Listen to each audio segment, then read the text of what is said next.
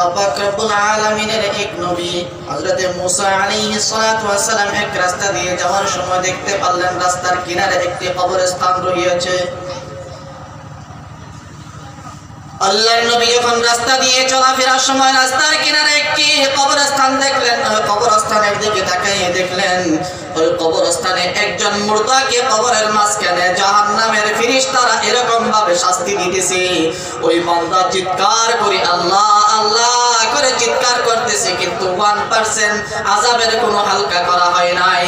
আযাব দিতে দিতে আল্লাহর বান্দাকে এরকম জোরে করে চাবুক মারা হতেছে। আল্লাহর গোলাম থেকে চাবুকে 70 হাত পর্যন্ত নিচে ঢুকে যায়। এরকম ভাবে আল্লাহর এক গোলামকে আযাব দেওয়া হইতেছে। আযাব দিতে দিতে হযরত মুসা আলাইহিস সালাতু ওয়াস সালাম দেখে সেখান থেকে চলে গেলেন। কি হযরত মুসা আলাইহিস সালাম রাস্তা দিয়ে যাওয়ার সময় দেখতে পারলেন রাস্তার কিনারে এক কবরস্থানে একজন বান্দা একজন গোলামের খুব আযাব হইতেছে। মুসা আলাইহিস সালাতু ওয়াস সালাম আযাব দেখে চলে গেলেন। চলে যাওয়ার পর আবার যখন মুসা আলাইহিস সালাম 1 থেকে 3 ঘন্টা পর যখন ঘুরে আসার সময় মুসা আলাইহিস সালাতু ওয়াস সালাম দেখতে পারলেন ওই বা কবর যেই কবরে আযাব হইতেছিল ওই কবরে আল্লাহ পাক রব্বুল আলামিনের জান্নাতের সুঘ্রাণ চলতেছে, জান্নাতের টুকরা বানিয়ে দিয়েছে। 3 ঘন্টা আগে যে কবরে আযাব চলতেছিল সেই কবরে কি করলেন? আল্লাহর জান্নাতের হাওয়া বাহির হইতেছে। এবার হযরত মুসা আলাইহিস সালাতু ওয়াস সালাম ওই কবরবাসীকে জিজ্ঞাসা করলেন, 1 ঘন্টা আগে দেখেছি আপনার কবরে বিভিন্ন ধরনের আযাব চলতেছে, 1 ঘন্টার ভিতরে কেন আবার আযাব ছেড়ে আপনাকে জান্নাতের ব্যবস্থা করে দেওয়া হলো? কবরবাসী কেঁদে কেঁদে দিয়ে বলে হযরত মুসা আলাইহিস সালাতু ওয়াস সালামকে বলেন, রে মুসা, 1 ঘন্টা আগে যখন তুমি আমাকে দেখেছিলে আমার আযাব হইতেছে, তখন আমার দুনিয়ার বুকে আমার ছেলেটা বাড়িতে ছিল।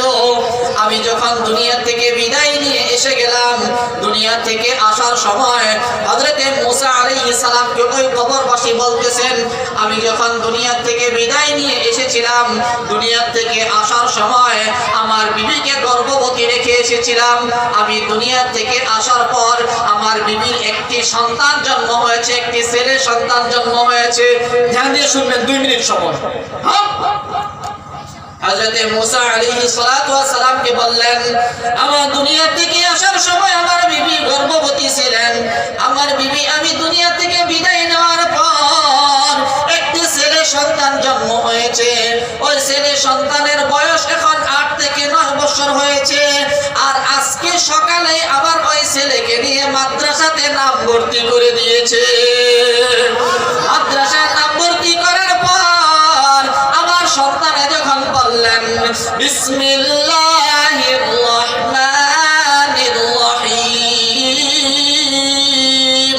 আমার ছেলে যখন দুনিয়ার বুকে মাদ্রাসায় প্রথম সবক নিলেন, প্রথম সবকে যখন উনি পড়লেন বিসমিল্লাহির রহমানির রহিম, আমার আল্লাহ রহমতের ফেরেশতা দিগকে ডেকে ডেকে বলে, এরে বান্দা, এরে ফেরেশতাগণ তোমরা যাও যাও, যে বান্দার ছেলে দুনিয়াতে বলতেছে আমি আল্লাহ রহমান, যে বান্দার ছেলে দুনিয়াতে তিলাওয়াত করতেছে আমি আল্লাহ রহিম, যে বান্দার ছেলে দুনিয়াতে তিলাওয়াত করতেছে আমি গফফার, এরে ফেরেশতা যাও যাও, যে গোলাম আমাকে রহমান আর রহিম বলতেছে ওই গোলামের বাবার কবরটাকে জান্নাতের টুকরো বানাইয়ে দাও।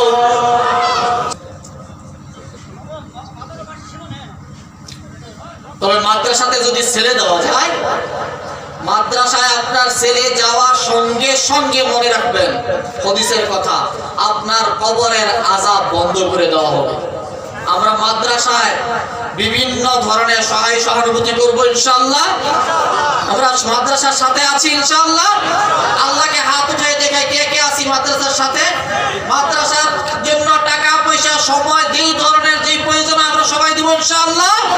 একটু জোরে ইনশাআল্লাহ। নারে তাকবীর। আল্লাহ যেন আমাদের সবাইকে কবুল করে। আল্লাহুম্মা আমিন। ওয়া আখিরু দাওয়ানা আলহামদুলিল্লাহি রাব্বিল আলামিন। আলোচনা যদি এদিক সেদিক হয় আল্লাহর কাছে দোয়া করবেন, আল্লাহ যেন আমাকে ক্ষমা করেন। ওয়া মা আলাইনা ইল্লাল বালাগ।